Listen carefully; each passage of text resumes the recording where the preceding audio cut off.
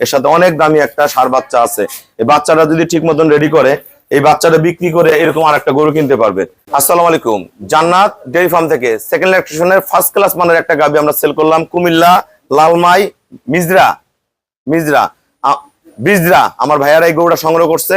দেখেন গরুর সাথে একটা বাচ্চা আছে, ষাঁড় বাচ্চা, একদম ফার্স্ট ক্লাস মানের একটা বাচ্চা, একদম পিওর ব্রিড। গরুর গলা, শিং, পার্সেন্টটা দেখেন, পায়ের খুর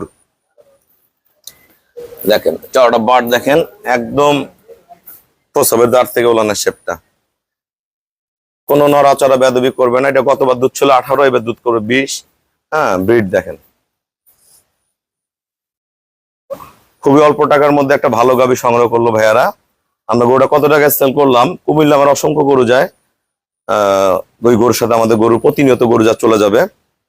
আমরা কত টাকা সেল করলাম ভাইয়াদের সাথে কথা বলবো। আসসালামু আলাইকুম, আমাদের ঠিকানা হলো নীলফামারী জেলা ডোমার থানায়।